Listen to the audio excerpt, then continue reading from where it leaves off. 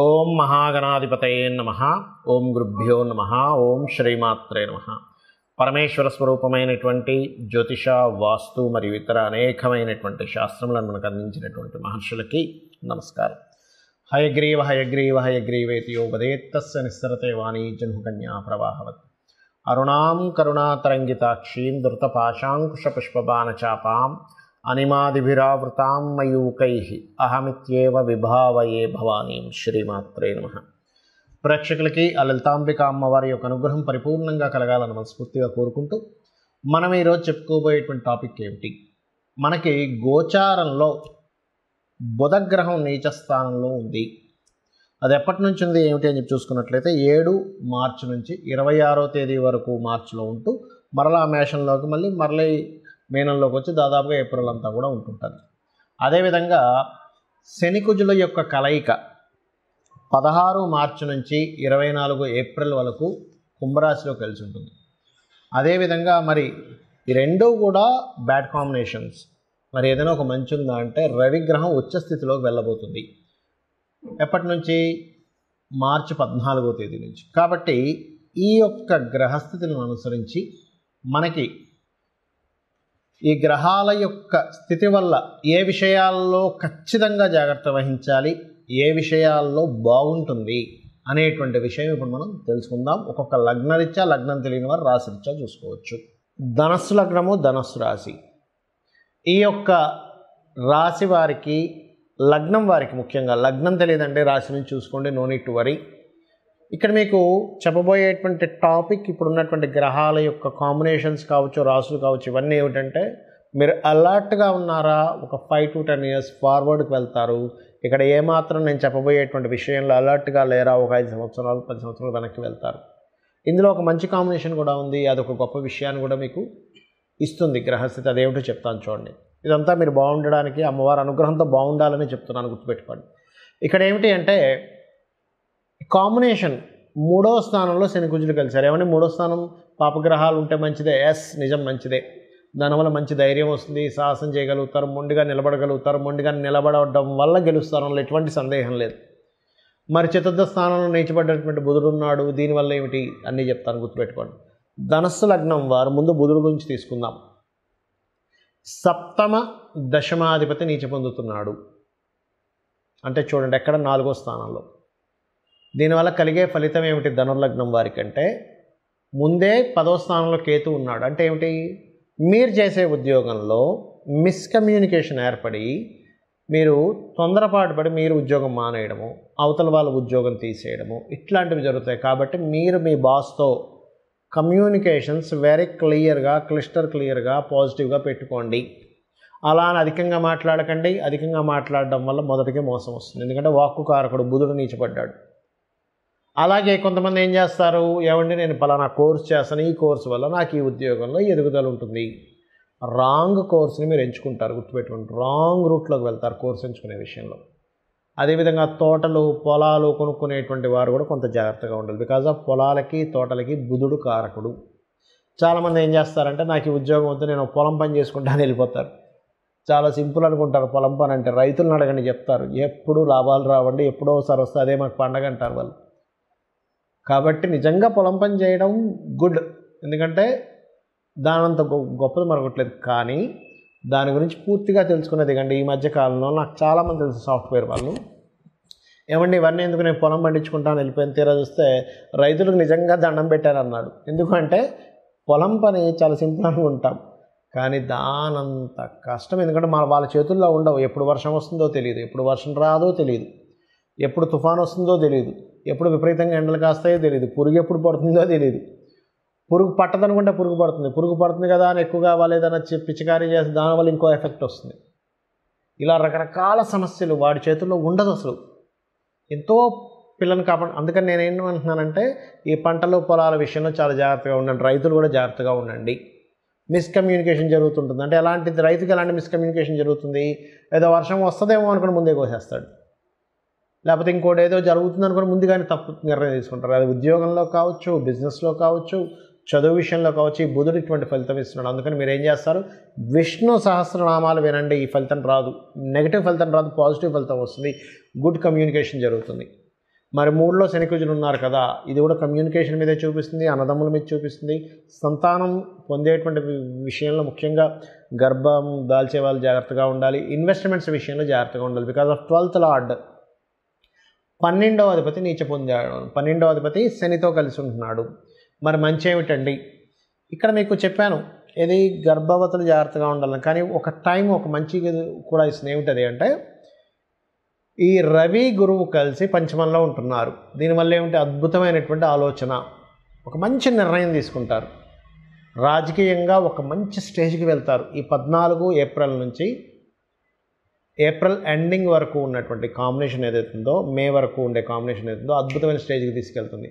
ఒక మంచి భక్తి మార్గంలోకి తీసుకెళ్తుంది. ఒక మంచి ఫ్రెండ్ ద్వారా మీకు ఒక మంచి యోగాన్ని కూడా ఇస్తుంది. ఇవన్నీ కూడా మంచి జరుగుతాయి. కాబట్టి మీరు గోవుకి బెల్లము, క్యారెట్లు, గోంగూర తినిపించండి. మరియు విష్ణు సహస్రనామాలు వినండి. ఈ రవి కుజ శని కుజ బుధ గ్రహాల దగ్గర దీపారాధన చేయండి. అనే విధాలు బాగుంటుంది. ఇక్కడ యూనివర్సల్గా అసలు ఏం జరుగుతుంది, అసలు జాతకమే తెలియదండి, నాకు రాశి తెలియదు, లగ్నం తెలియదు, ఏమీ తెలియదు, మరేం చేసుకోవాలో కూడా చెప్తానండి. ఇక్కడ యూనివర్సల్గా జరిగేది ఏమిటి అంటే, నేను మీకు ఫిబ్రవరి నుంచి ఇండికేట్ చేస్తూనే ఉన్నా. జనవరి ఫిబ్రవరి నుంచి అల్లర్లు జరుగుతాయి, జాగ్రత్తగా ఉండండి. కొన్ని అల్లర్లు జరిగాయి. బాంబేలుళ్ళు జరుగుతాయి, జాగ్రత్తగా ఉండండి. బాంబేలుళ్ళు కూడా జరిగాయి. అదేవిధంగా సడన్ ఇన్సిడెంట్స్ జరుగుతాయి. నౌకాదళాల మీద కూడా కొన్ని ఇవి జరుగుతాయి. అంటే నీటిలో ప్రయాణం చేసే వాటి మీద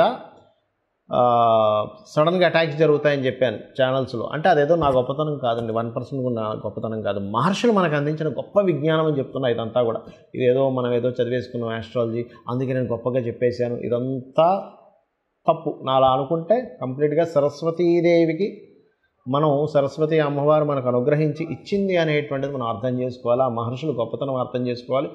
వాళ్ళ పాదధూళి యొక్క అనుగ్రహం ఉంటే మనం ఈ మాత్రం ఏదో చెప్పగలం అనేది మనం అర్థం చేసుకోవాలి. అయితే ఇక్కడ నేను చెప్పేది ఒకటే, ఇదంతా ఎందుకు చెప్తున్నా అంటే ఇంకా ఉందండి. ఈ శనికుజుల కలయిక ఉంది, బుధుడు ఉన్నాడు. ఈ బుధుడు యూనివర్సల్గా ఏం చేస్తాడంటే ఈ 2 నెలలు కూడా షేర్ మార్కెట్లో సడన్ అప్ అండ్ డౌన్స్ ఇస్తాడు. షేర్ మార్కెట్ గురించి బాగా తెలిసిన వాళ్ళు దీన్ని డబ్బు చేసుకునే వాళ్ళు ఉంటారు. షేర్ మార్కెట్ సరిగ్గా తెలియని వాళ్ళకి పరిస్థితి ఏమిటి అంటే దీనివల్ల నష్టపోతారు. అంటే బాగా అనుభవం ఉన్న వాళ్ళు చూడండి, ఇప్పుడు మార్కెట్ ఉంది, ఈ పలానా సమయాల్లో రేట్లు తగ్గుతాయి కానీ ఒక నెల పోతే బాగా పెరుగుతాయని ఒక అంచనా ఉన్నవాడు ఏం చేస్తాడు, ఇప్పుడు కొనిపెట్టేసారా, నాకు తెలుసు 30 సంవత్సరాల ఎక్స్పీరియన్స్ ఉందంటాడు, కొంటాడు, పక్కన పెడతాడు, టక్కన రైజ్ అవుతుంది, అమ్ముతాడు, అప్పుడు బాగా డబ్బులు వస్తాయి. అలా ఏంటంటే షేర్ మార్కెట్లో విపరీతమైన ఫ్లక్చువేషన్స్ ఈ బుధుడు ఇవ్వనున్నాడు, చాలా జాగ్రత్తగా ఉండండి.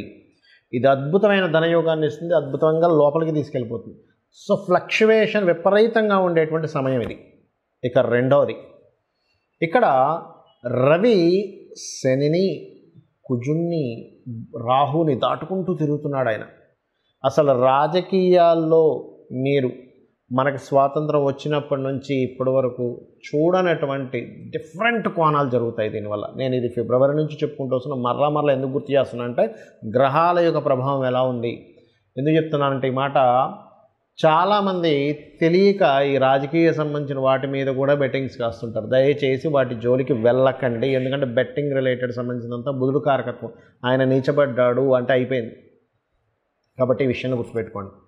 అలాగే మరి రాశి నక్షత్రం తెలియని వారు ఏం చేయాలో అని చెప్తా అన్నా. ఏమిటది అంటే శనికుజులు కలయిక ఉండడం వల్ల చేసే జాబ్లో ప్రతి జాబ్ దగ్గర ఏదో ఒక తెలియని ఒక ఘర్షణ, మార్పులు జరుగుతూ ఉంటాయి. Because of Saturn is the working nature and worker అనుకుంటే, కుజుడు ఈజ్ ఫైటింగ్.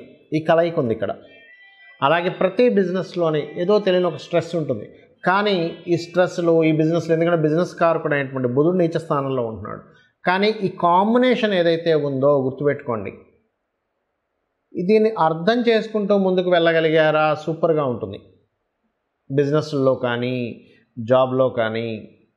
మరి కేవలం అర్థం చేసుకుంటే సరిపోతుందా అంటే ఏమీ లేదు. సింపుల్ టెక్నిక్ ఒకటి చెప్తాను, ఇది కనుక మీరు చేయగలిగితే లోకం మొత్తం ఎలా ఉన్నా మీకు మాత్రం చాలా అద్భుతంగా ఉంటుంది. గుర్తుపెట్టుకోండి, ఈ టెక్నిక్ కనుక చేయగలిగితే ప్రపంచం మొత్తం ఏమైపోయినా మీకు మాత్రం బాగుంటుంది.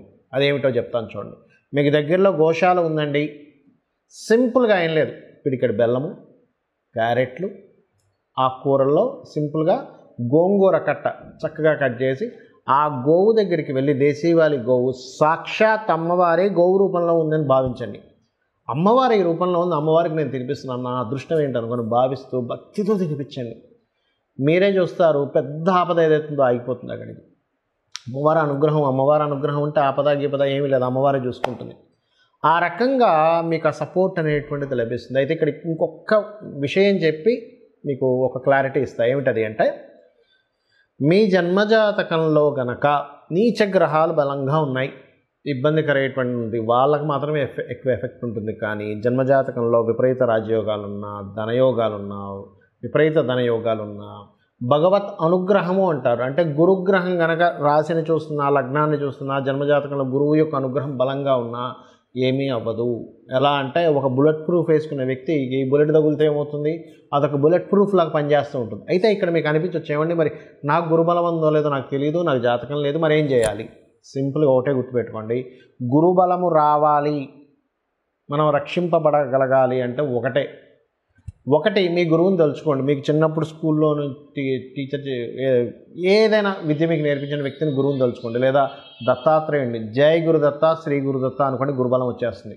రెండవది, శివాలయానికి వెళ్ళి చక్కగా పసుపు గంధము కలిపిన నీటితో అభిషేకం చేయండి, లేదా చందనం రాయండి, చక్కగా గురుబలం ఖచ్చితంగా పెరిగి తీరుతుంది. పరోపకారం చేయండి అంటే ఏమిటి, ఎవరికైనా ఏదైనా అన్నమో వస్త్రమో ఏదో ఒకటి దానం చేయండి. ఎందుకంటే దానం చేస్తే గురుబలం ఎలా పెరుగుతుంది అంటే, ఒక మంచి పని ఎవరికైనా సహాయం చేయడం ఈజ్ ఆల్సో గురువే. ఎందుకు, మీరు వాళ్ళు ఇబ్బందిలో ఉన్నారు, అబ్బాయి ఎలారా నాయన నా ఫుడ్ అనుకున్నాం, ఒక వ్యక్తి వచ్చి వాళ్ళకి సపోర్ట్ చేస్తారు, దట్ ఈజ్ ఆల్సో మీరు వాళ్ళు ఇబ్బందిలో ఉన్నారు, వాళ్ళకి ఇబ్బందిలో ఉన్న వాడికి నేను హెల్ప్ చేస్తున్నా, గురుతత్వం వచ్చేసింది అక్కడ. కాబట్టి ఎవరు ఏ ఇబ్బందులో ఉన్నా చిన్నపాటి హెల్ప్, మీకు తోచిన హెల్ప్ చేయండి, ఇది కూడా గురుబలంగా మారుతుంది.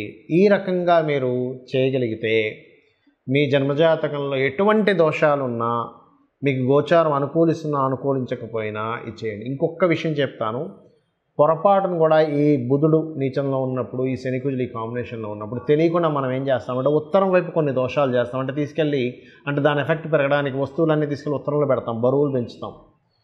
పడమరలో తెలియకుండానే పడమరలో కొన్ని దోషాలు చేస్తుంటాం. అంటే ఏంటి, పడమర పెంచేసేటువంటిది, లేదా పడమరలో పెద్ద బాల్కనీ తయారు చేసుకోవడము, పడమరలో ఉన్నవన్నీ ఓపెన్ చేయడము, అంటే పడమర నుంచి ఎక్కువ వెలుతురు వచ్చేలా కూడా చేస్తుంటాం తెలియకుండా. ఎందుకు అంటే దీని ఎఫెక్ట్ ఇవ్వడానికి వాస్తును కూడా వాడుకుంటుంది అది గ్రహం. అంటే ప్రకృతి అలా వాడుతూ ఉంటుంది, ఒక వ్యక్తికి ఒక మంచి చేయాలన్నా, ఒక ఇబ్బంది ఇవ్వాలన్నా. దీన్ని అర్థం చేసుకొని ఈ రకంగా మీరు తెలుసుకొని ఆ అమ్మవారి యొక్క అనుగ్రహం పరిపూర్ణంగా పొందాలని మనస్ఫూర్తిగా కోరుకుంటూ శ్రీమాత్రే నమః.